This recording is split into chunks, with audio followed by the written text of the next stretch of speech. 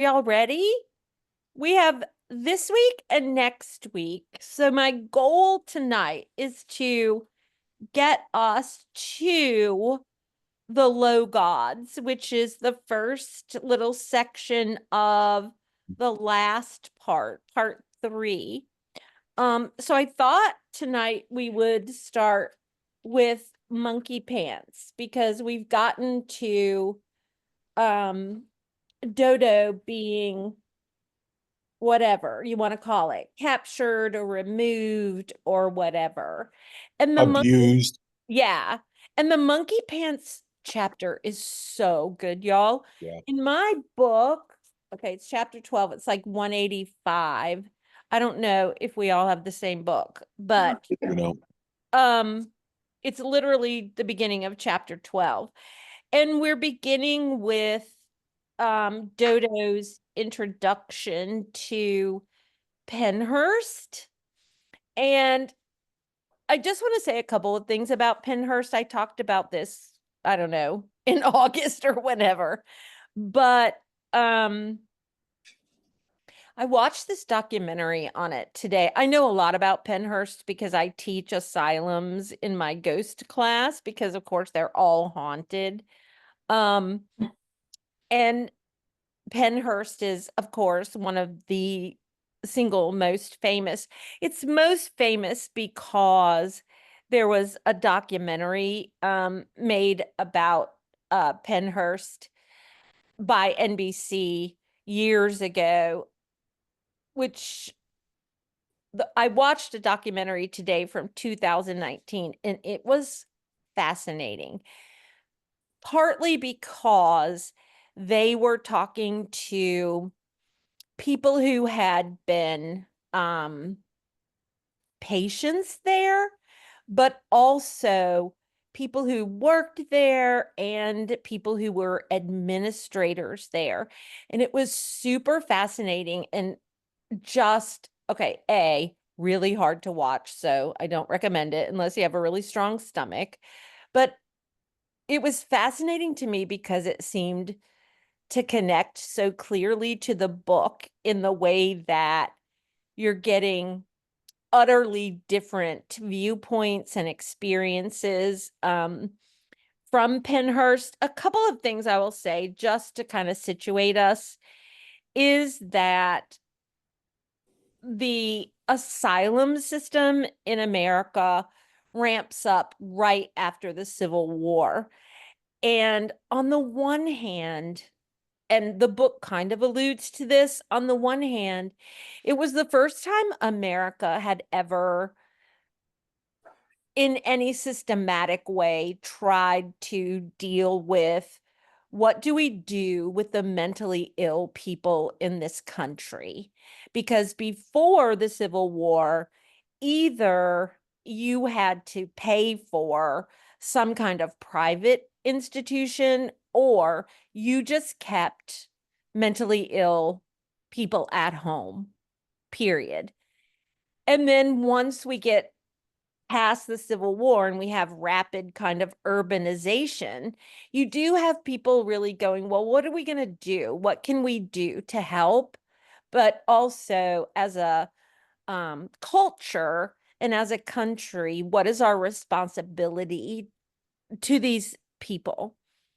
And you had this widespread movement of building state sponsored institutions. And it's a really controversial and difficult subject because on the one hand, there uh, there were so many people who were well intentioned at the beginning in terms of building these beautiful but gothic, because the design is almost always gothic. And the institutions as a whole were supposed to house about 250 people per institution. And what ends up happening, like seriously, within 30 years is that they become way overpopulated. The staff is outnumbered by about 8 times the amount of patients. They also sort of become, unfortunately, a dumping ground for the unwanted in our culture. And the abuses started to rack up. Some of the abuses people are well aware of that weren't seen as abuses, which included things like, well, let's experiment on these people.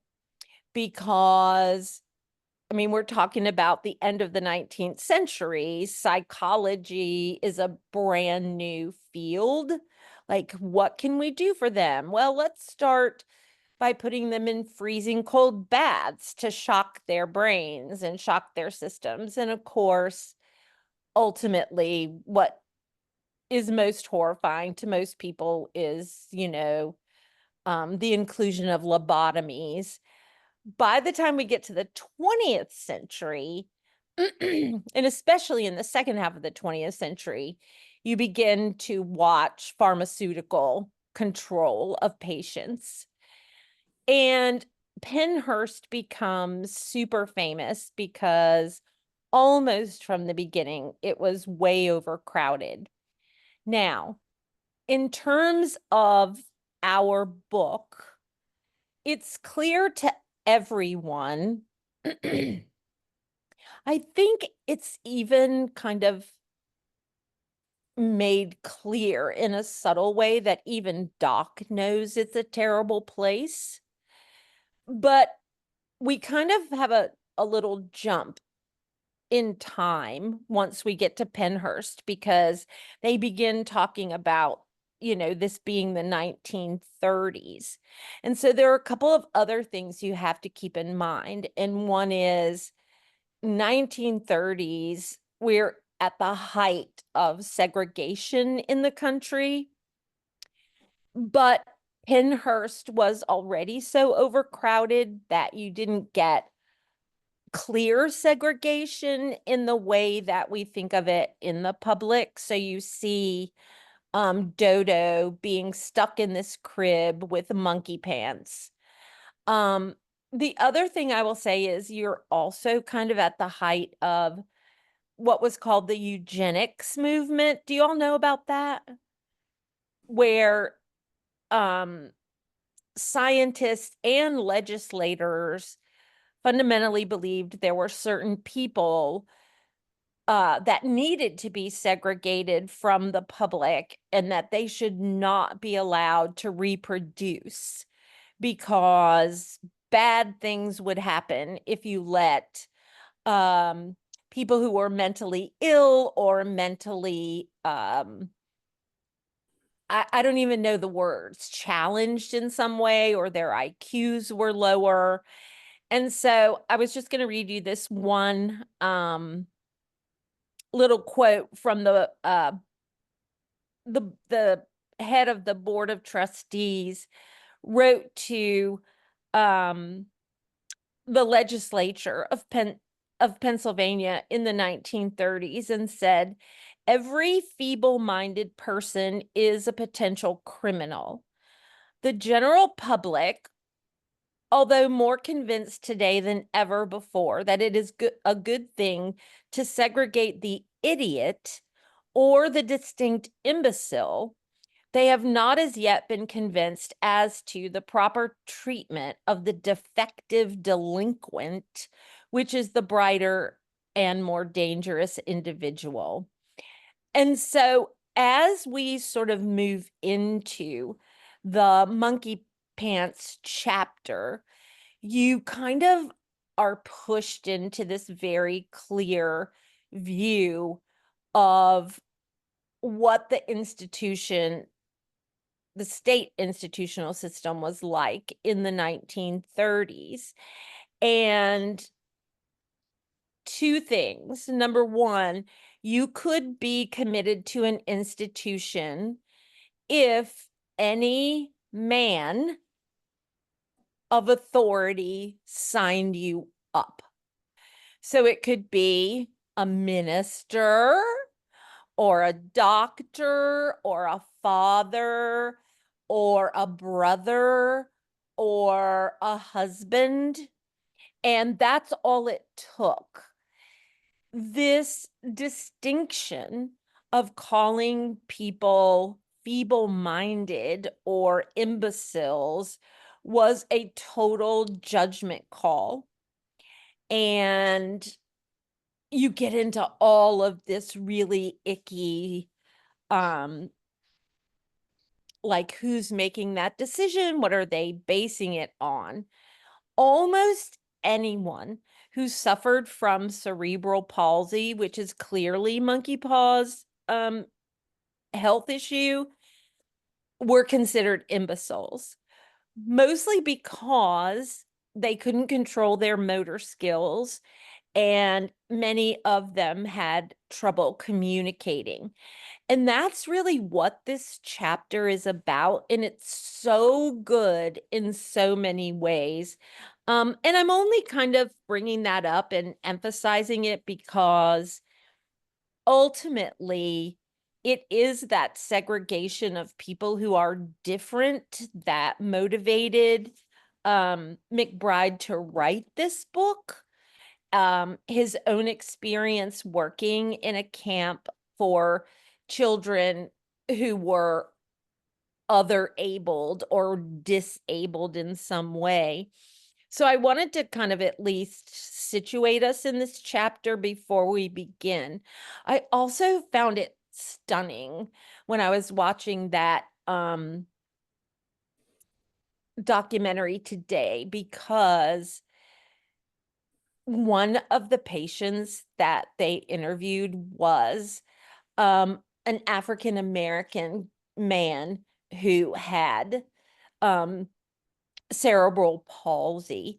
And you could watch the ways in which, of course, he struggled to communicate, but was absolutely without any dysfunction of his mind, which is what is happening with Monkey Pants in this chapter.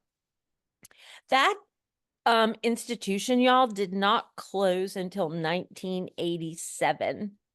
And so even though it was widely publicized in public during the late 60s that this was a really, really difficult, dangerous place, it still took over 10 years in the courts to get it shut down.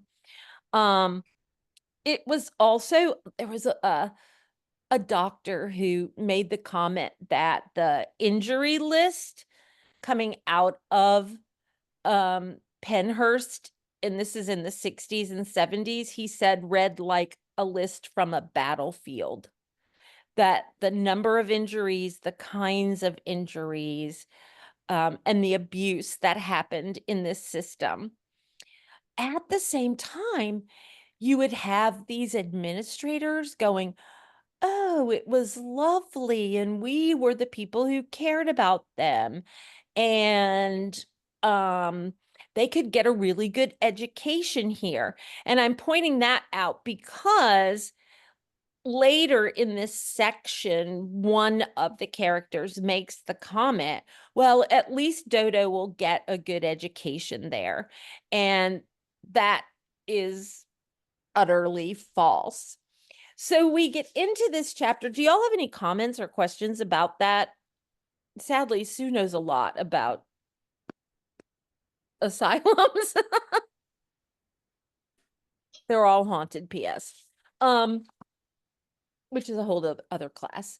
So if we look at the Monkey Pants chapter, I wanted to look at it for a few minutes because I think it's super important as we move forward.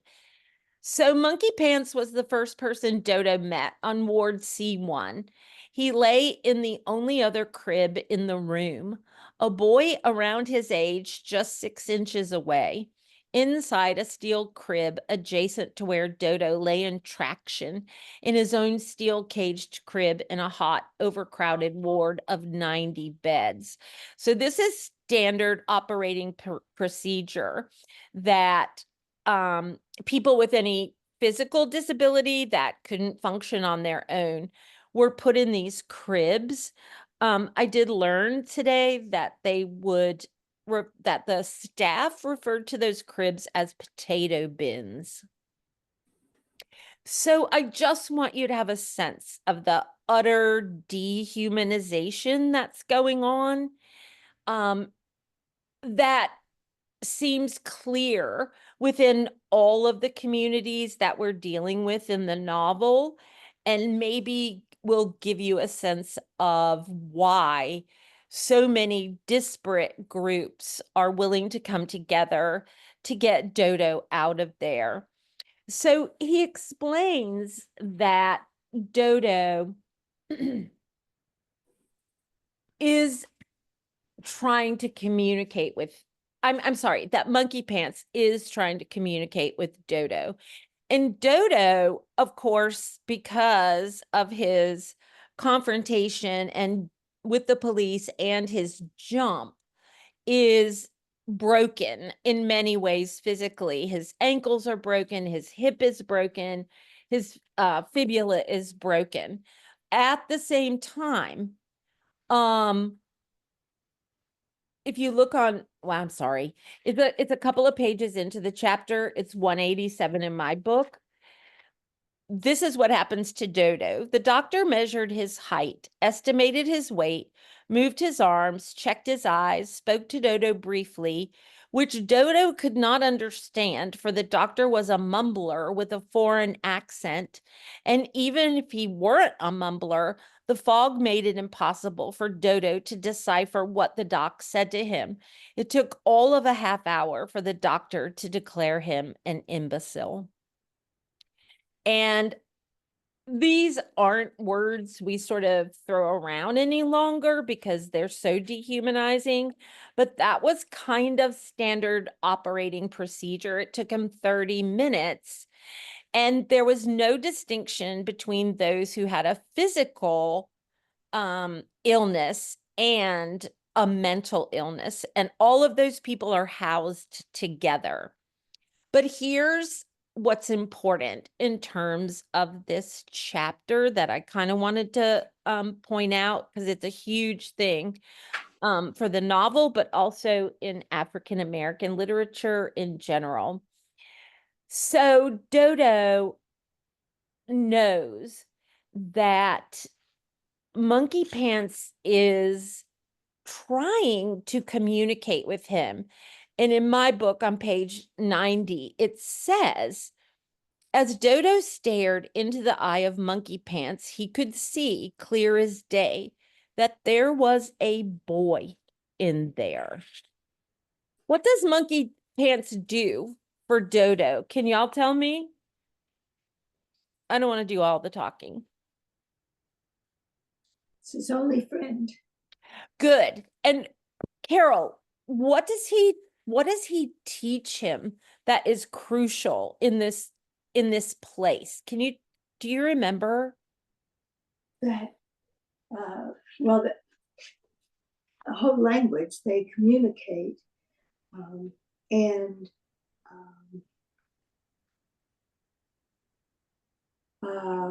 physical contact. They hold fingers. Yeah, that's really good. Anybody else? Well, it's a code. What do you mean, the code? Well, they're able to communicate letters to spell out words. Okay, really good. So you're going to love this because it's very Walker Percy, wink, wink. In my book, it's on 193, but it's probably like 5 or 6 pages in. Look for a paragraph that begins, much later, he realized his good fortune. And that is that they are mostly left alone in the daytime in the ward. But watch what happens. The 2 babies, Dodo and Monkey Pants, 2 boys among men, to clean their beds and their bodily waste, moving them from one side to the other like pieces of beef, had not arrived. They were alone. And for the first 4 hours, Monkey Pants gave Dodo a spellbinding, extraordinary performance lecture on the art of survival in one of the oldest and worst mental institutions in the history of the United States. So this is gigantic because what Monkey Pants is able to, or what he's trying to do here, is teach Dodo the art of survival. And this is super important in this novel. And you're going to watch how this continues to resonate as we go or move towards the ending. Because, okay, on the one hand, we've talked about this a number of times, how the novel is about, on one level, communication, and how different groups of people try to communicate with one another in ways in which they can and cannot.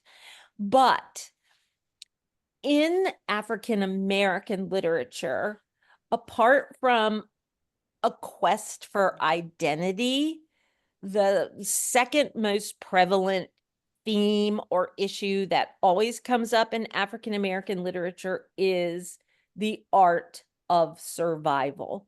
How do you survive? Self-preservation goes all the way back to slave culture and African American folklore. All those stories that you all know, because I know I grew up on them. All the Brer Rabbit, Brer Fox tales are all about the art of survival when you are in a system where you have no power. And you watch in this chapter, I mean, the fact that Monkey Pants is doing a performance lecture is so great because it also links back to how music and jazz is connected to the novel as a way of communicating in a performative way. And so Dodo can't figure out what to do. So this thing that he ends up doing, and he says, what he figures out is, unable to make neither heads nor tails of the business, Dodo grew tired of it, and a song suddenly flew into his head. Why this happened, he was not sure, but the loss of hearing had not decreased his love of music. I love that. Indeed, it had intensified it. He often dragged his Uncle Nate to a dressing room backstage at Mr. Moshe's dance hall, where Uncle Nate listened to records on an old turntable kept back there. He liked to place his hands on the phonograph speaker to hear the music as the record played. What song does he start to sing? Does anybody remember? I'll go where you want me to go. Yes, it's a hymn. Okay, I'm just going to say it's a Baptist hymn.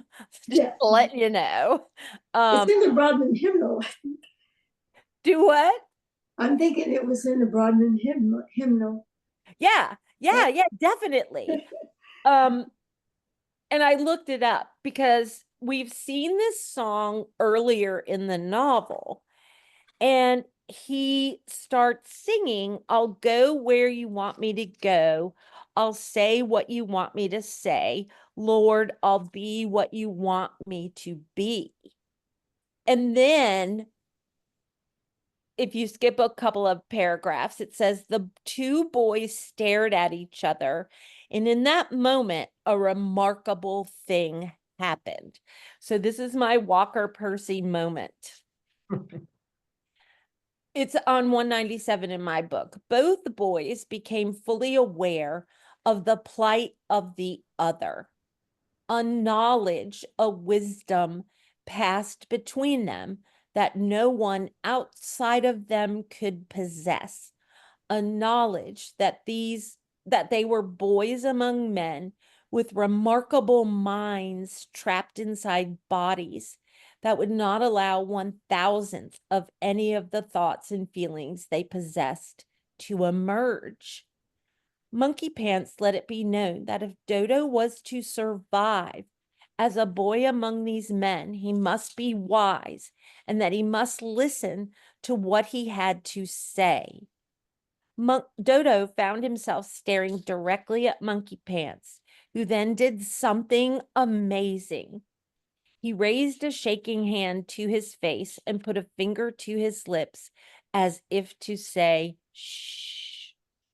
And in that moment, Dodo understood. Play dumb, be stupid, don't say a word. It's the only way.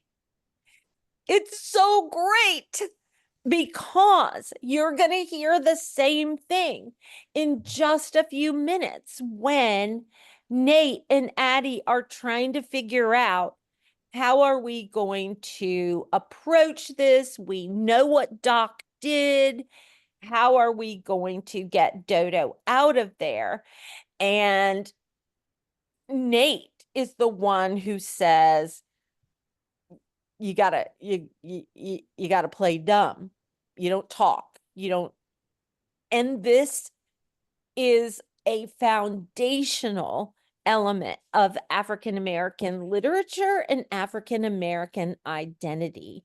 Play dumb, be stupid, don't say a word. It's the only way. So you've got two things going here that are super brilliant. One is Kierkegaard via Walker Percy kind of refers to this as intersubjective communion. Have y'all talked about that before? We haven't, unless Will Wellman has brought it up in his class. We've got folks like Bob Buchanan reading We talk a Kierkegaard. lot about interior and exterior and concepts like that. We had a great quote from Kierkegaard I put in the bulletin on Sunday. Oh, So the folks are getting some Kierkegaard whether they like it or not. Bob loves I it. didn't see that word in that book. intersubjective communion. Intersubjective communion. Yeah, you see it most in Walker Percy in the movie goer. The ways, let me see if I can remember. The Buchanans will have to help me because I haven't done this book in years, but it's Lonnie who sort of taps out the message in that book.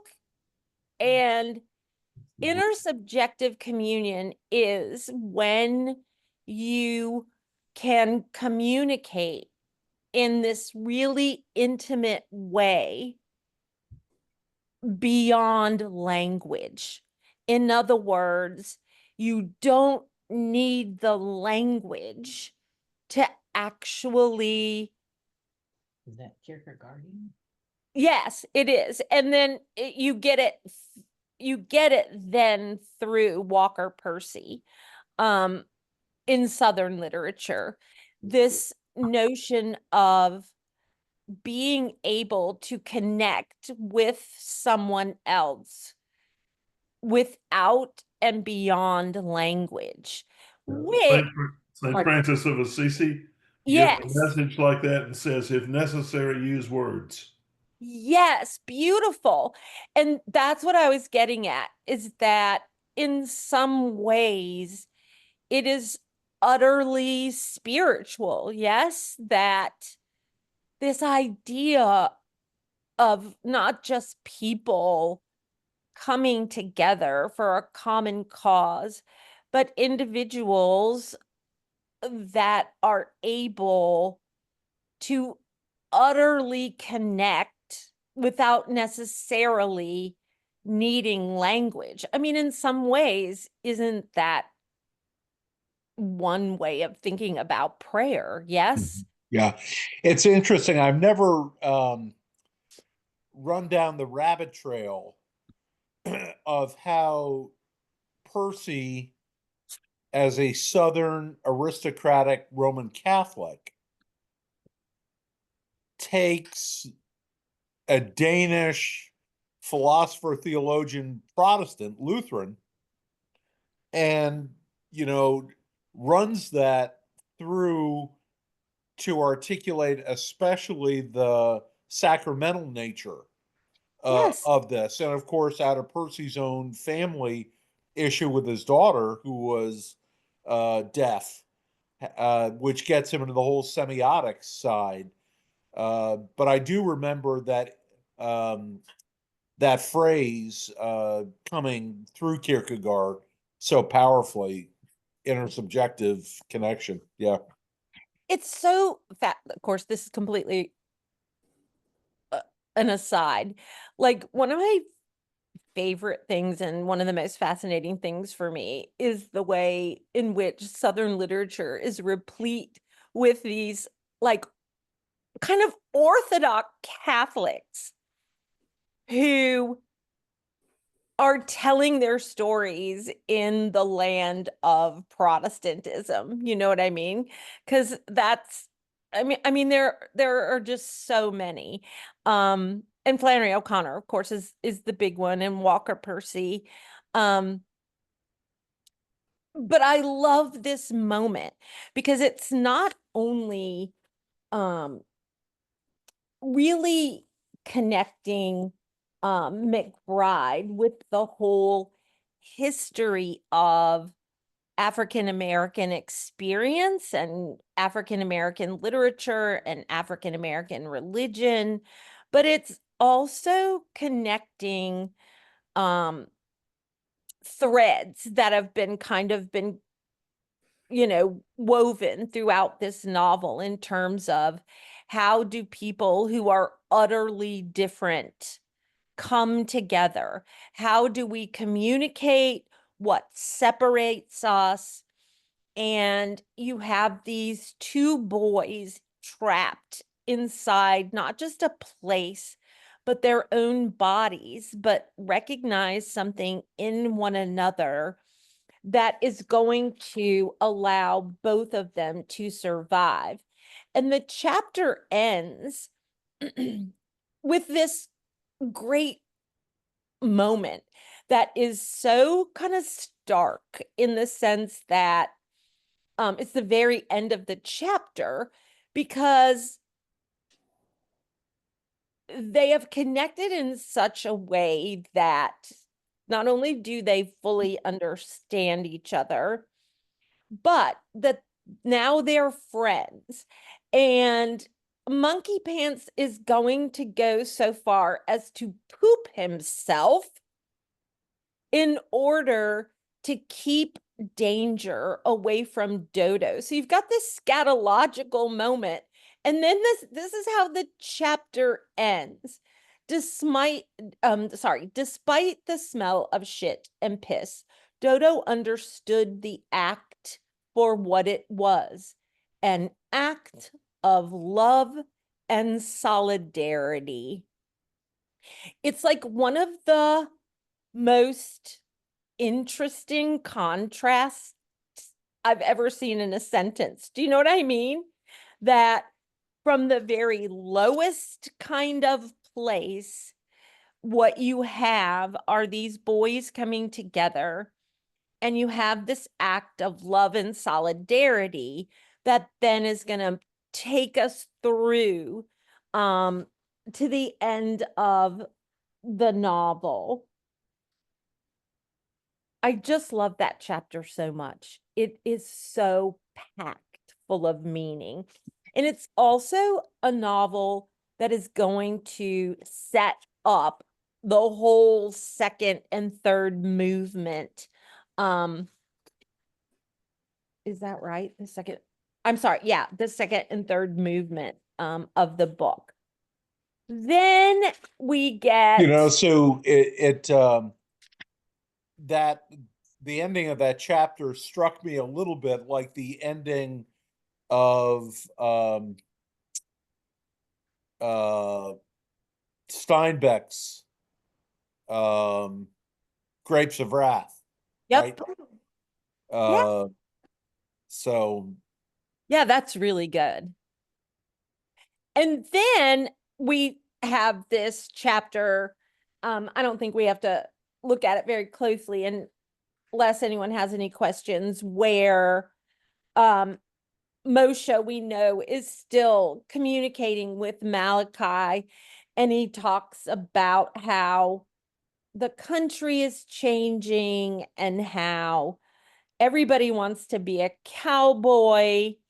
And Malachi is still, we know now, in a completely different place and a completely different country. But we also know that Jonah is in this coma, and that is going to get us to a couple of other really important sections. And this is where we kind of, I was trying to set you up at the end of last week, and that is the chapter 14, differing weights and measures. And it was supposed to be my grand setup, but you guys immediately started talking about it and saying beautiful things. But I do want to bring us back to the end of that chapter before we go to poor Jonah.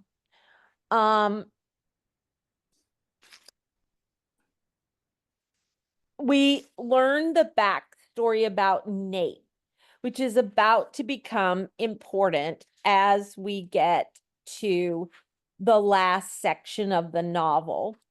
And that is that this man that was described earlier as a man without a country is someone who is unknown in lots of ways to the people that live around him. And in my book, it's 229. And this is when Nate is at Fatty's getting drunk on the moonshine. And here's how Fatty has learned the legend of Nate. He learned from the other older prisoners that the Nate he knew, trusty, calm Nate, the old man who came to Pottstown from the South and worked for Mr. Moshe at the All-American Dance Hall and Theater, who followed his wife, Addie, around like a puppy, who took his deaf nephew, Dodo, hunting, was not the same Nate Timblin who served time in Graterford prison. Rather, he was a story, a wisp, a legend, a force, a fright. Why he was in, no one seemed to know, but there were rumblings and they were not good. No one seemed to care much about the where or why, except for one matter. Nate's name was surely not Nate Timblin. The prisoners called him Love. I mean, come on. Nate Love, they said, not Timblin. Love's his name. Nate Love. We don't know no Timblin. And then on the next page, it's what's inside him. Call it a curse or a devilment. Whatever it is, it lives in some people. There's not many types like him in this world, but Nate's one of them. He's got that thing in him, son, deep inside. It's too bad, really, on account of he's a good man, my kind of man.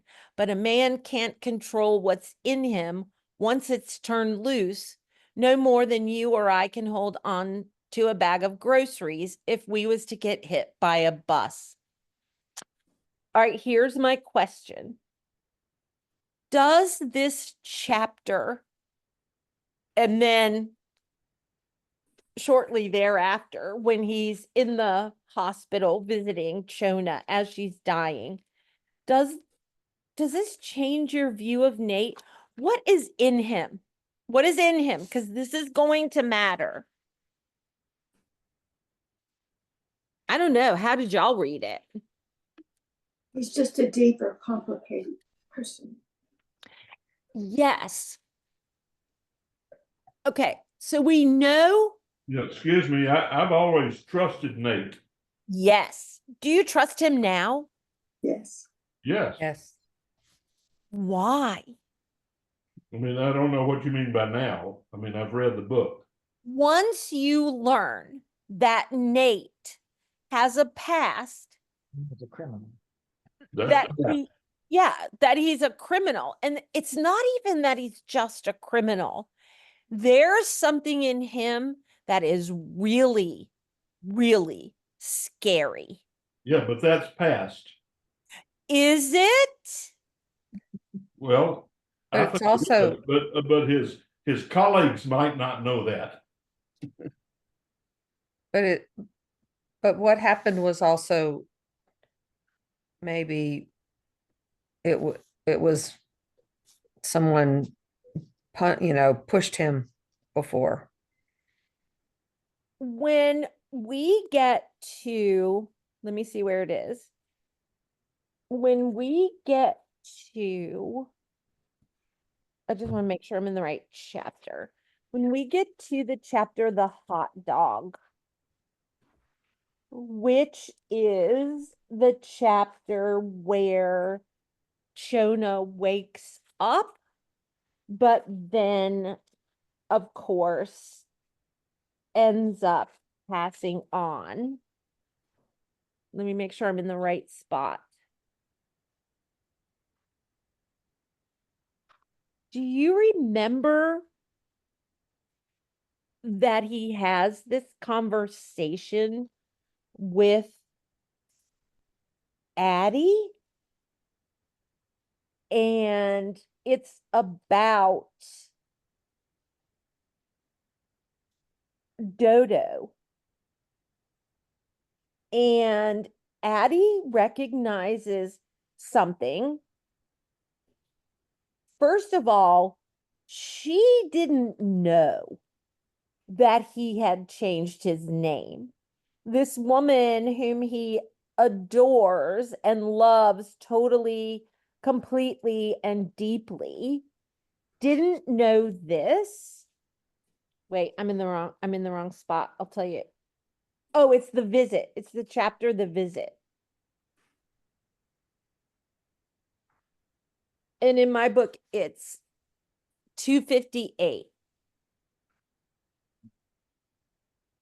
And they're discussing, because they know what Doc had actually done to Chona. And in my book, it's 256, but Nate is saying to her, play dumb. If someone asks you about what happened at the store, that's how you play it. Say you weren't there, but I was there and I did see something. I come in the back door and seen what I seen. Don't cite his name around here, meaning Doc, Nate said. They might know him. They ought to know him, foul rascal that he is. This is white folks' business. Keep out of it. If it weren't for him, Doc would have had his way. And then she realizes there's something in her husband. And this is on 258 in my book.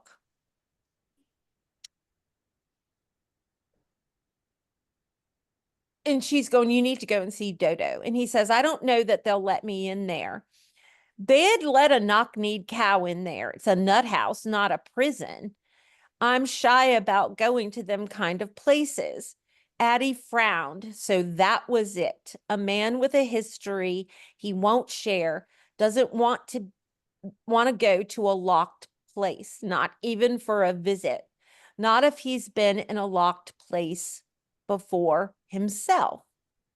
South Carolina's far away, she said. Whatever's back there don't matter. It's what's ahead of you that counts. Don't nobody know you there. They ought not to, Nate said, for I changed my name too. Addie took that one in silence. That one was new. Part of what she recognizes is also there is something in her husband that is really scary. And she refers to it as maybe the devil. And this is 263 in my book. Watching it grow, Addie grew frightened. The devil, she thought. Watching him leaning his long muscled arm against the window pane, she briefly thought she was losing her mind, for she was exhausted from lack of sleep. Nate had never lifted a finger to anyone in their years together, not even to Dodo when the boy deserved it. She could not imagine it, except she'd been warned. Paper had come to visit the hospital the day before, and Paper had delivered an explicit warning from Fatty. Fatty said, watch Nate close. Sue, Yeah. how many Old Testament servants of God changed their names? Yes, tell me what you are trying to say. Well, I'm just trying to equate Nate to them. Okay. So this is all going to come together, but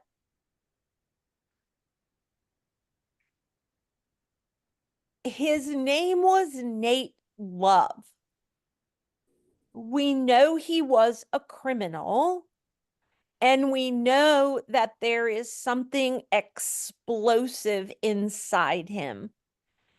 And it scares not just the people around him, but it scares his wife. She says it's the devil. Do you believe that?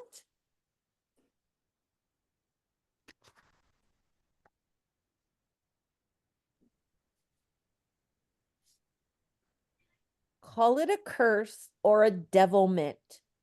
Whatever it is, it lives in some people. He's got that thing in him, son, deep inside. It's too bad, really, on account of he's a good man. It's what we talked about last week about justice. Let's go there. Keep going. I think we don't know exactly why he was in prison, but I think it was probably, if people looked at it, it may be justified. And now what he's thinking and what happens is also justified in some, you know. We don't know what he had to do to survive. Good. Exactly. Yeah.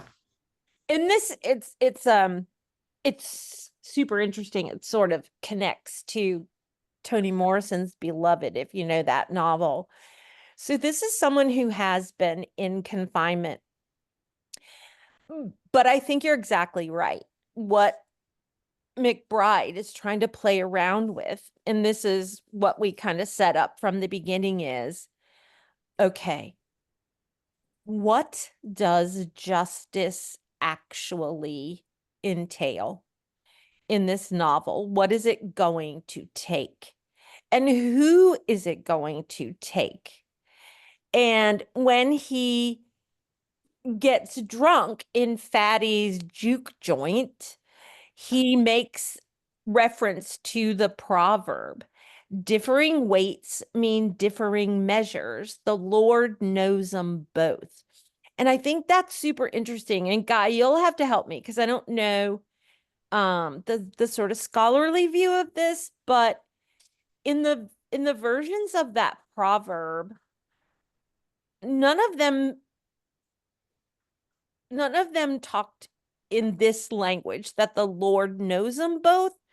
They always say the Lord abhors them both. Mm-hmm. That's really different, right? Yeah, it is. I wonder what that translation of abhors, And I wonder if it's sort of the sense that in God knowing that people are fudging the weights and measures, God is judging them.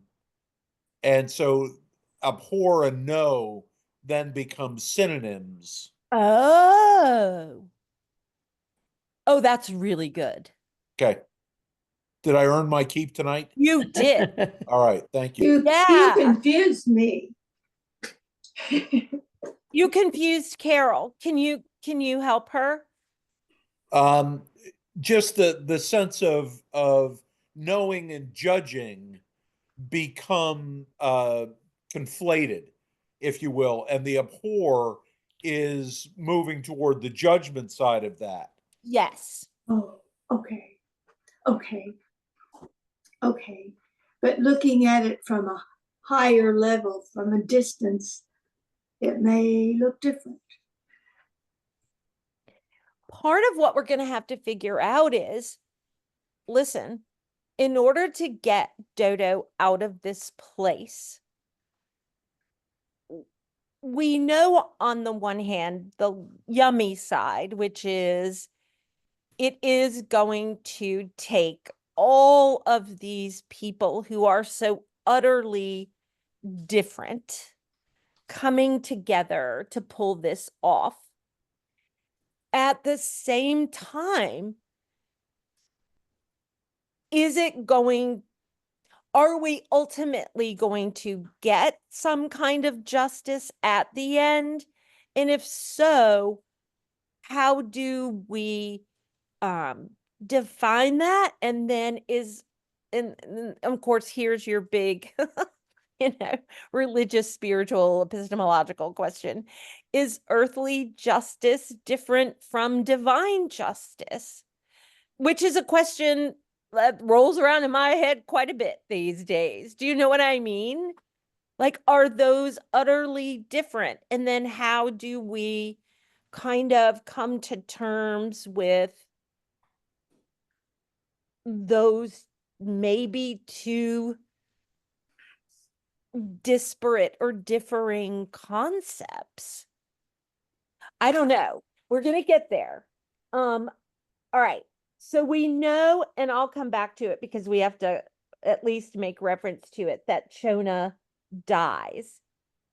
But then we know, and I just want to talk about this for a few minutes because I know we're running out of time, but I want to set it up. What we do ultimately learn is that Nate might be one of the low gods. Could that name be more perfect? The low gods. That live on Hemlock Row. And of course, the conduit to the low gods is paper. And this is chapter 19. And there's so much great stuff going on here. On the one hand, you get this really clear sense of that even within, and we saw this when at the beginning of the novel, among the different or differing groups of Jewish immigrants, but you also get a really clear sense that the African Americans in this wider community are really differing groups as well. And Hemlock Row is where the Gullah people live. And the Black people from Chicken Hill think they are of lower value than they are. And so you again get this really clear sense of not just kind of interracial strife, but this sense of the ways in which judgment works. But they go into Hemlock Row and they talk about these people, the low gods, were private. suspicious, unpredictable, and kept to themselves. They grew their own vegetables, tended their own animals, and kept their own counsel. They walked different. They talked different. Their language was odd, full of lilting phrases that pelted the ground like raindrops. Gullah speak, they called it, half English and half African, full of hoodoo sayings and things that only the low gods understood. Okay, there's so much wrong in this little section. But what the person that kind of takes over this space is the woman with the powers of sight. And it's Miggy. Yes?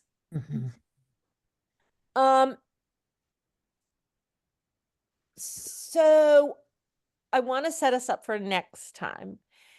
So the low gods, one of whom may be Nate, are a group of people who remain utterly separate and are independent and live on their own. And they're referred to as Gullah speaking. Do you know Gullah?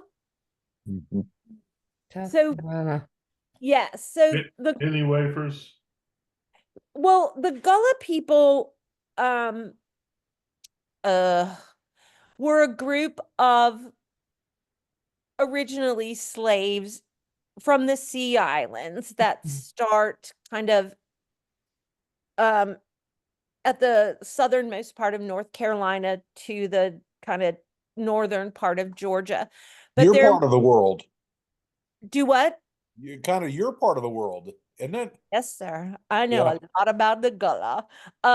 Mostly people associate them with. How did they get in Pennsylvania? Okay, so No. this is super interesting. I have an answer to that as well. So the Gullah people, most people associate Gullah with South Carolina Low Country. And they were originally slaves on the Sea Islands who were slaves on who were working for rice plantations. And because they lived on the Sea Islands, they were separate from what then becomes in the 19th century a wider slave population.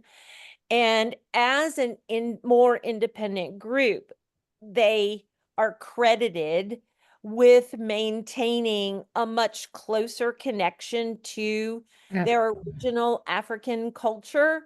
It's not quite true, but it's mostly true. And they speak a kind of what's called creolized language. It's a mishmash kind of language of African and French and English.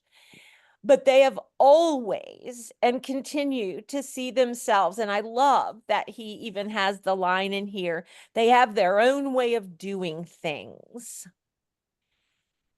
Now, what's super fascinating here is that the way the other people on Chicken Hill see them is as this really superstitious voodoo culture, which they are not and never were. Voodoo culture comes up from Haiti into Louisiana mostly. But you get Miggy, and she is what we call in African American folklore a conjure woman who has this gift, apparently, of second sight. And she has these people come into this room and ask her questions.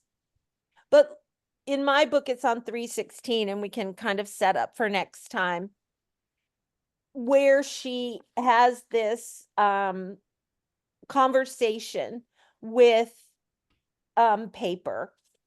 And she says, us low gods understand that when them patients at Penhurst throw their poop at us, they ain't got no peace.